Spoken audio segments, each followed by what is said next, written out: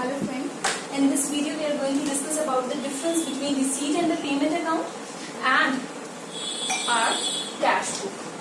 So जब भी हम एनपीओ चैप्टर के बारे में पढ़ते हैं तो हम लोग ये जानते हैं कि जो एक नॉर्मल ऑर्गेनाइजेशन अपनी कैश बुक के अंदर करता है, रिसीट एंड पेमेंट अकाउंट जो है वो एक नॉन प्रॉफिट ऑर्गेनाइजेशन बिल्कुल उसी तरह से बनाती है जैसे हम लोग कैश बुक को बनाते हैं। बट मेजर डिफरेंस इसके अंदर क्या है, एक तो इसका नाम बदल दिया गया है, बट नाम बदलने के अलावा और भी कुछ डिफरेंस है। वो डिफरेंस क्या है कि जो आपका रिसीट एंड पेमेंट अकाउंट है ये फाइनल अकाउंट का पार्ट होता है, यानी कि eight the end of the year इसको प्रिपेयर किया जाता है। बट जो हमारा कैश बुक होता है वो फाइनल अकाउंट का पार्ट नहीं होता है, जैसे कि आप सबको पता ही है।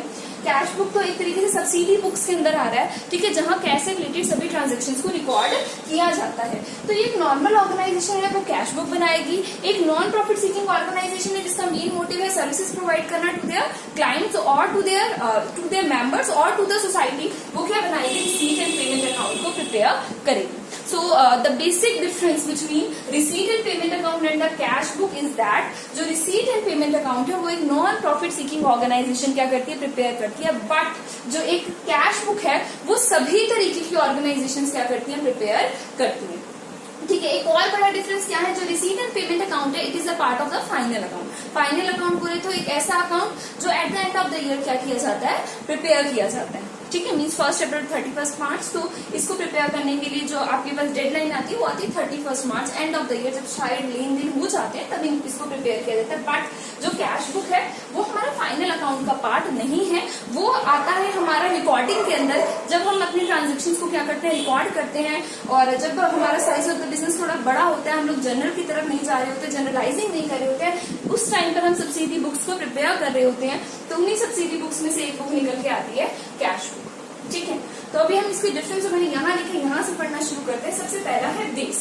बेस मतलब receipt and payment account eight the end of the year जब बनेगा फाइनल अकाउंट का, क्योंकि ये पार्ट है दरअसल, तो इसके लिए बेस कहाँ से आएगा, मतलब जो ट्रांजेक्शन इसमें आ रही है वो कहाँ से उठाई जाएंगी। मैंने आपको बताया receipt and payment account non profit organisation बना रही है और ये बिल्कुल कैश बुक की तरह होता है, तो इसके अंदर जितने भी लेन देन आएंगे उसको कैश बुक में से उठाया जाएगा। बट जो हमारा कैश बुक है वो हमारा एक मतलब फर्स्ट टाइम कैश की ट्रांजेक्शन्स को रिकॉर्ड करने के लिए भी आप कह सकते हैं कि इसे यूज करा जा सकता है।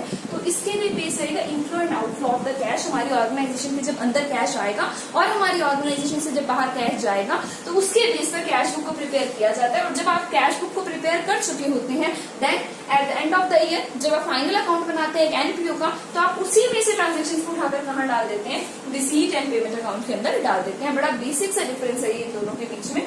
ये particularly receipt and payment account इससे ही बनेगा, जितने लेन देन आपने इसके अंदर डालने हैं वो सारे इसमें से ही निकाल कर यहाँ पर आएंगे। ठीक है, नेक्स्ट देखिए पीरियड। पीरियड का मतलब ये किस दौरान बनेगा, तो जो ये कैश बुक है हमारे, ये तो डेली बेसिस पर बनता है क्योंकि ट्रांजेक्शन को फर्स्ट टाइम रिकॉर्ड ही कहाँ किया जाएगा, कैश से रिलेटेड, वो कैश बुक में। बट जो आपका रिसीट एंड पेमेंट अकाउंट होगा ना, ये आपके फाइनल अकाउंट का पार्ट है, जैसे कि मैं बड़ी देर से आपको बता ही रही हूँ, तो at the end of the year बनाया जाएगा। Next double entry system. जो हमारा रिसीट एंड पेमेंट अकाउंट है ये at the end of the year बनाया जाएगा और ये डबल एंट्री सिस्टम को फॉलो करे ऐसा जरूरी नहीं है। It does not deem to be part of double entry system और ये डबल एंट्री सिस्टम का पार्ट होता भी नहीं है। बट कैश बुक हमारे डबल एंट्री सिस्टम का पार्ट है। हमने सबने 11th क्लास में इसको जब हम अपने फाइनेंशियल अकाउंटिंग स्टार्टिंग करते हैं तब हम कैश बुक को पढ़ते हैं। ठीक है, सब्सिडी बुक्स के चैप्टर से अब ये अलग है एक चैप्टर, सिंपल कैश बुक के नाम से चैप्टर, उसमें हम देखते हैं कि डबल एंट्री सिस्टम का पार्ट है। बट जो हमारा रिसीट एंड पेमेंट अकाउंट है वो डबल एंट्री सिस्टम का पार्ट नहीं है। नेक्स्ट डेबिट और क्रेडिट। अब देख लीजिए जो चीज डबल एंट्री सिस्टम का पार्ट नहीं है उसमें डेबिट एंड क्रेडिट नहीं होता है। जब कैश आए तो इसकी रिसीट साइड पे लिख दिया जाता है जो कि लेफ्ट हैंड साइड होती है, और जब आप पेमेंट करें तो इसको अपनी राइट हैंड साइड पे लिख देते हैं, ठीक है, जो कि पेमेंट की साइड होती है। बट कैश बुक में डेबिट एंड क्रेडिट होता है, सेम ही होता है। जब कैश आए तो आप उसको डेबिट कर देते हैं, जब जाए तो आप उसको क्या कर देते हैं, क्रेडिट कर देते हैं। ठीक है, next one is ledger folder. अब देखिए जो कैश बुक है वो रिकॉर्डिंग का पार्ट है, तो रिकॉर्ड करने के बाद हम ट्रांजेक्शन को क्लासिफाई करते हैं। क्लासिफिकेशन कहाँ होता है, लेजर में होता है, जहां हर एक पर्टिकुलर आइटम से रिलेटेड अलग से अकाउंट को बनाया जाता है। सो जब हम कैश बुक की बात करें तो उसके बाद आप क्या बनाने वाले हैं, क्योंकि आप अभी रिकॉर्डिंग पर आप क्या करने वाले, क्लासिफिकेशन। क्लासिफिकेशन आप क्या करते हैं, लेजर में, तो वहां पर आपको लेजर फोलियो मिलेगा। बट जब आपने eight the end of the year अपना रिसीट एंड पेमेंट अकाउंट बनाया तो इसको कहीं से भी लेजर से वेरीफाई करने की जरूरत नहीं है, तो यहाँ पर नो लेजर फोलियो यानी कि लेजर के किस पेज नंबर पे पर्टिकुलर एंट्री है उसके बारे में नहीं बताया जाता है। नेक्स्ट लिख लीजिए इंस्टीट्यूशंस, यानी कि कौन सी वो ऑर्गेनाइजेशंस हैं या कौन सी वो टाइप ऑफ मतलब आप कह सकते हैं कि बिजनेस फील्ड है जहां पर ये बन रही है। तो एनपीओ जो होती है, नॉन प्रॉफिट सीकिंग ऑर्गेनाइजेशन होती है, वो रिसीट एंड पेमेंट अकाउंट को प्रिपेयर करती है।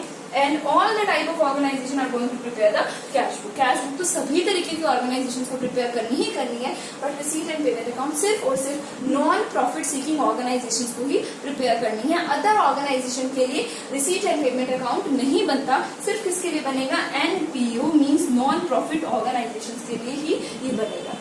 ठीक है, तो ये हमारी थर्ड वीडियो है एनपीओ के बारे में।